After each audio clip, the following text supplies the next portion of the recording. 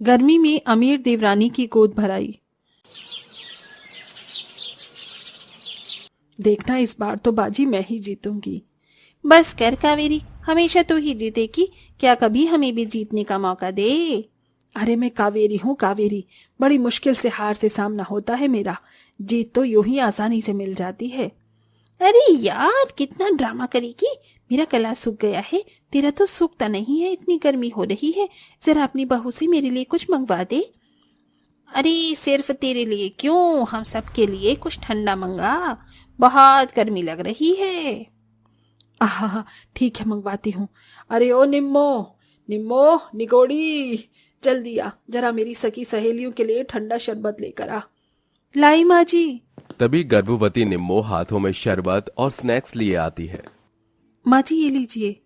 अरे बहू तू क्यों लेकर आई, कावेरी तेरी ये बहू तो गर्भवती है, 15 दिन पहले ही तूने मुझे खुशखबरी दी थी, तो इससे काम क्यों करवा रही है। क्योंकि इस गरीब से मुझे कोई लगाव नहीं है। अरे पर तेरे होने वाले पोते या पोती से तो लगाव है, वो तो तेरे बेटे के बच्चे हैं, तेरे इस घर के चिराग हैं। हाँ तू गरीबी की वजह से बहू के साथ उखड़ा हुआ क्यों बर्ताव कर रही है, इस समय तो तुझे उसका ख्याल रखना चाहिए था। अरे अभी वो काम कर सकती है, कौन सा उसको 9वां महीना लग गया है जो तुम इतना बोले जा रहे हो, वैसे भी हाथ पैर जलाती रहेगी तो बढ़िया रहेगा। अच्छा तेरी छोटी बहू कहाँ है, 1 महीने पहले शादी हुई थी उसकी, अब वो भी जल्दी से खुशखबरी दे दे तो तू दोनों हाथों में पोता पोती खिलाएगी। वो भी है, मेरी छोटी बहू सुरभि अपने कमरे में आराम कर रही होगी। तभी मुंह पर हाथ रखकर सुरभि वॉशरूम की तरफ जाती है, जहां से उल्टी करने की आवाज आती है। अरे कावेरी मुझे लग रहा है तेरी छोटी बहू की तबीयत खराब है, जल्दी जाओ उसके पास। हाँ हाँ जाती हूँ। तभी कावेरी उसके पास जाती है और निम्मो भी छोटी बहू के लिए पानी ले जाती है, जिसे पीकर वो सांस लेती है। सुरभि बहू, अचानक से तुझे उल्टी क्यों आ गई, तू ठीक तो है ना, मैं डॉक्टर के पास ले चलूं? नहीं माँ जी मैं डॉक्टर के पास नहीं जाना चाहती, पता नहीं 2-3 दिन से जी खराब हो रहा था, चक्कर भी आ रही थी और आज तो उल्टी हो गई। क्या सच में बहू? अरे तुम सबको चिंता नहीं, खुश होना चाहिए। अरे कावेरी जल्दी से मुंह मीठा कर, तेरी छोटी बहू भी गर्भवती है। देखा बात सच हो गई ना, अब तू थोड़े महीने बाद अपने हाथों में दोनों बहू के बच्चों को खिलाएगी। क्या सच में मेरी छोटी बहू गर्भवती है? अरे वाह वाह सुरभि बहू, तूने तो मुझे खुश कर दिया। हाय मेवारी जावा, तू यहाँ आराम से बैठ, अब तुझे बिल्कुल भी हिलने डुलने की कोई जरूरत नहीं है और ना ही तू काम करेगी। चुपचाप से अपने कमरे में रहना, जो भी चाहिए मुझे बताना। जी माँ जी। ये बात सुन तीनों सहेलियां एक दूसरे की शक्ल देखती हैं, क्योंकि उन्हें भी पहली नजर में दिख जाता है कि कावेरी अपनी दोनों बहू में कितना भेदभाव कर रही है। अरे नासपीटी खड़ी क्या है, जा जाकर सबका मुंह मीठा करा। हाय मेरी सुरभि बहू, तू इतनी अमीर है, अगर तेरे लड़का हो गया तो तेरे घर से बहुत ज्यादा सामान आएगा।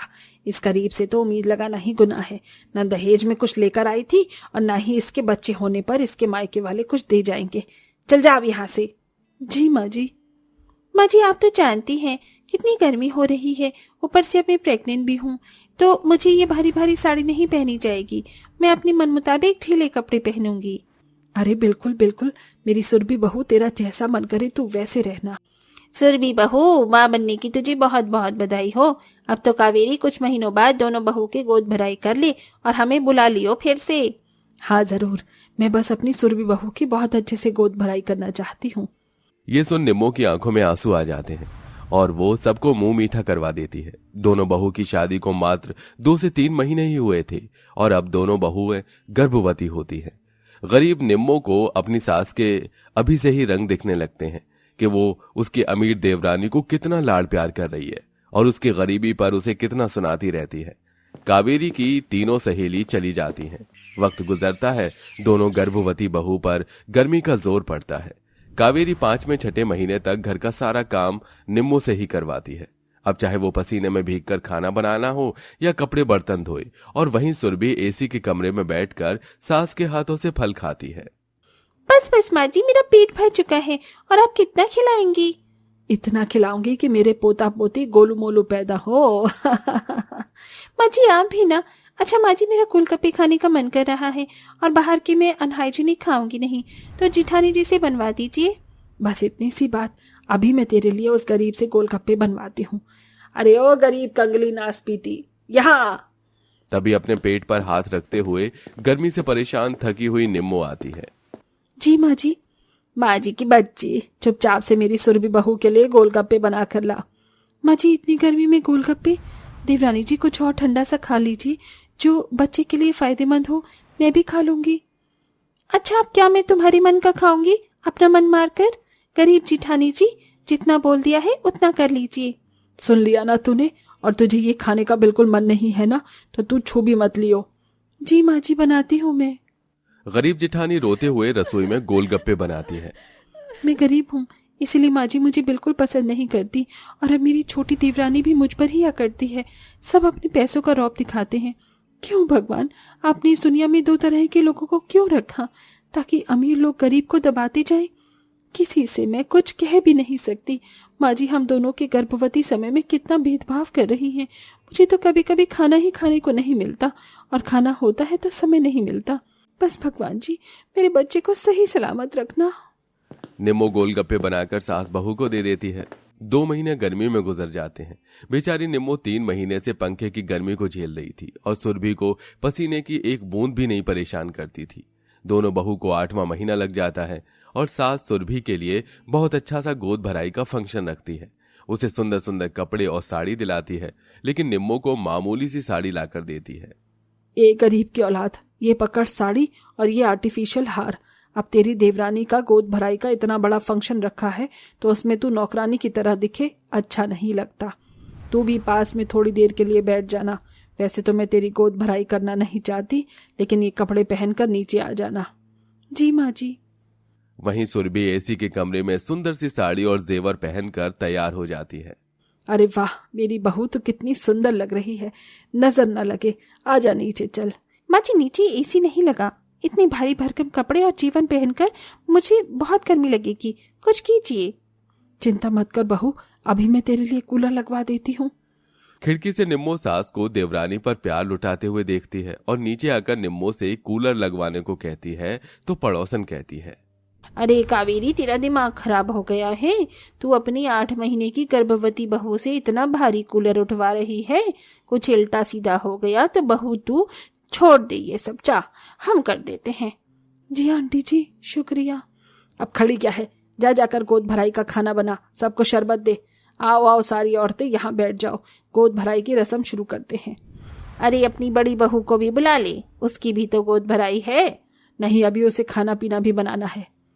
निम्मो रसोई में खाना बनाने चली जाती है, जहां गर्मी से वो बहुत परेशान होती है। हे भगवान, बहुत पसीना आ रहा है। मैं पहले गर्भवती हुई थी, लेकिन माँ जी को मेरी बिल्कुल भी चिंता नहीं है, ना ही वो मेरी गोद भराई कर रही हैं। उन्हें तो बस अपनी अमीर देवरानी जी की चिंता है। तो ठीक है, कोई बात नहीं। दोनों गैस पर दोनों सब्जी बन रही हैं, फिर चावल और पूरी बना दूंगी। खाना बनाते बनाते गरीब निम्मो शरबत बांटते हुए देख रही होती है कि अमीर देवरानी की गोद भराई में सास अपनी सहेलियों के साथ कितना नाच गाना करती है और उसे सब अच्छा अच्छा शगुन भी देते हैं। ये ले बहू, तेरे होने वाले बच्चों के कपड़े और ये शगुन। अरे आजा, तू भी नाच ले। हाँ हाँ, अरे अब तो बड़ी बहू को बुला ले, बहुत देर हो गई, गोद भराई खत्म हो जाएगी। आंटी जी प्लीज नाच गाना कीजिए ना, जिठानी जी को छोड़ दीजिए। निम्मो सब कुछ देखती है, सुनती है और सबको बार बार शरबत स्नैक्स देती है और रसोई में खाना भी बनाती है। वो दोबारा सबको शरबत देने आती है कि तभी वो बेहोश हो जाती है। कावेरी की तीनों सहेली बड़ी बहू को कूलर के सामने लेटा देती हैं। भगवान, इतने गर्भवती समय में और गर्मी में कावेरी, तूने अपनी बड़ी बहू से बहुत काम करवाया है। देख उसकी हालत बेहोश हो गई है। वो ओए कुमुद, डॉक्टर को बुला। हाँ। कुछ देर में डॉक्टर उसका चेकअप करके चला जाता है। उसके बाद वो होश में आ जाती है। निम्मो बहू, तूने सुबह से कुछ खाया पिया था? नहीं आंटी जी, वो गोद भराई की तैयारी में मुझे समय ही नहीं मिला। हे भगवान, देख ले कावेरी, जितना बहू आज काम कर रही थी ना, उससे मैं 100% कह सकती हूँ कि तूने इससे 8 महीने तक काम करवाया है। तूने सुना डॉक्टर ने क्या बोला? ये बहुत कमजोर है, इसने खाना पीने भी नहीं खाया। अगर इसके बच्चे को कुछ हुआ तो तू अपने बेटे और इसको क्या जवाब देगी? हमने तो शुरू में ही देख लिया था कि तू अपनी बड़ी बहू के साथ कितना भेदभाव करती है और छोटी बहू को कितने फूलों की तरह रखती है। बेचारे की तूने गोद भराई भी नहीं की। सच में कावेरी तू बहुत पत्थर दिल है। भले ही तेरी अमीर बहू तेरे लिए अच्छी हो, लेकिन उसने घर में किसी को कुछ बनाकर नहीं खिलाया होगा। और तेरी गरीब बहू का सोने का दिल है, अपनी ऐसी अवस्था में भी काम करती रही वो। बहू, इसने तेरी गोद भराई की हो या ना की हो, ये ले अपना गोद भराई का शगुन। तेरे और तेरे बच्चे के लिए साड़ी और नए कपड़े हैं। हाँ निमो बहू, मैं भी तेरे लिए लाई हूँ। और मैं भी। शांता, सुशीला, कुमुद, तुम तीनों ने मेरी आंखें खोल दी। मुझे अपनी बड़ी बहू के साथ ऐसा नहीं करना चाहिए था। भले ही वो कैसी भी हो, लेकिन घर के काम करते वक्त उसने आज तक कोई उफ तक नहीं की। बहू, मुझे माफ कर दे। मुझे भी माफ कर दीजिए जेठानी जी, मैं खुद गर्ज हो गई थी। कोई बात नहीं, मुझे इससे थोड़ी सी तकलीफ हुई, पर अपनों से क्या शिकायत और क्या माफी। इसलिए अब से नई शुरुआत करते हैं। ठीक है दीदी, और पहले आपकी गोद भराई होगी अब। फिर निम्मो की धूमधाम से सब गोद भराई करते हैं और 1.5 महीने बाद दोनों बहू कावेरी के पोते को जन्म देती हैं, जिसके बाद वो अपनी दोनों बहू और उनके बच्चों के साथ खुशी खुशी रहने लगती हैं।